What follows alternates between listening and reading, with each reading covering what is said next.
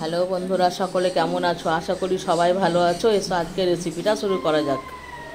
আজকে আমি একটা সবজি রেসিপি বানিয়ে দেখাবো। চলো, এখানে আমি নিয়েছি বেগুন, ফুলকপি, গাজর, বিনস, আলু, পটল, ছুটি সব লম্বা লম্বা করে কেটে নিয়েছি। আর 2 মুঠো বাদাম শুকনো খোলায় উলিয়ে চোকাগুলোকে উঠিয়ে ফেলেছি। পরিমাণ মতো সর্ষের তেল নিয়েছি। আর এখানে ছোট চামচের 1 চামচ ধনে গুঁড়ো, 1 চামচ জিরে গুঁড়ো, 1 চামচ লঙ্কা গুঁড়ো, 1 চামচ হলুদ গুঁড়ো আর 1 চামচ চিনি, পরিমাণ মতো লবণ আর 1 চামচ আদা বাটা একসাথে আমি একটা মশলার ব্যাটা তৈরি করে রেখেছি। আর এখানে আমি একটা ভাজা মশলা নিয়েছি। সর্ষের তেল পরিমাণ মতো দিয়ে দিয়েছি। তেল গরম হয়ে গেছে। ওই তেলের মধ্যে আমি বেগুনগুলোকে ভেজে তুলে নেব।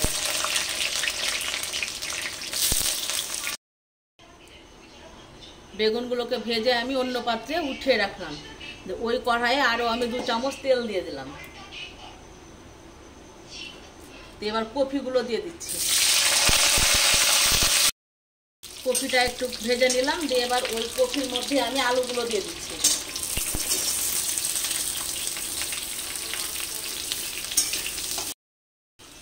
আলুটাকেও একটু ভেজে নিলাম। এবার সবগুলো আমি একসাথে দিয়ে দিচ্ছি। গাজর, বিনস, ছুটি, পটল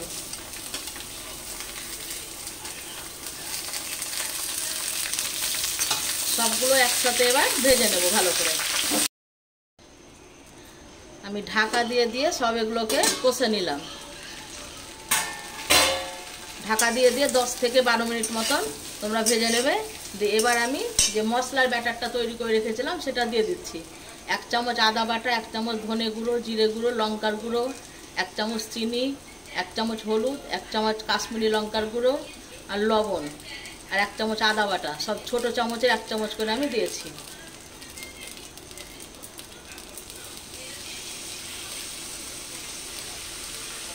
মশলার বাটি ধুয়ে একটু জল দিয়ে দিচ্ছি। এবার মশলাটাকে একটু ভালো করে কষে নেব। 1 চামচ হলুদও দিয়ে দিয়েছি এর মধ্যে। এবার যে বেগুনটা ভেজে রেখেছিলাম এর মধ্যে এখন আমি দিয়ে দিচ্ছি।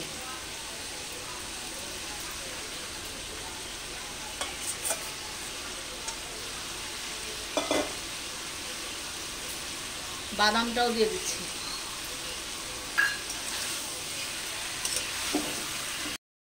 মশলাটা কষানো হয়ে গেছে।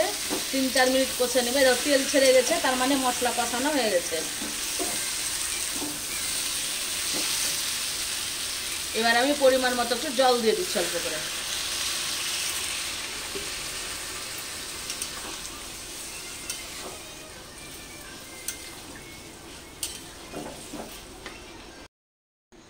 তরকারিতে জল দিয়ে গ্যাসের আঁচটাকে মিডিয়াম করে আমি ঢাকা দিয়ে দিয়েছিলাম। তো চলো ঢাকনা খুলে একবার নেড়ে দিই।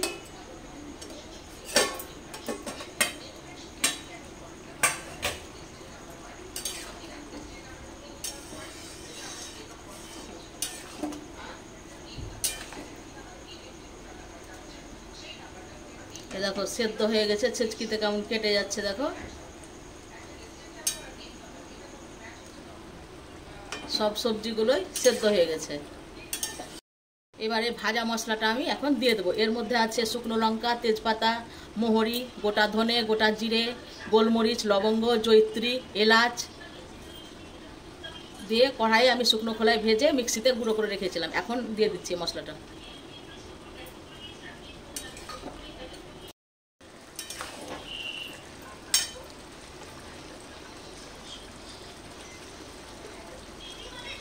সব শেষে আমি 1 চামচ গাওয়া ঘি দিয়ে দিচ্ছি।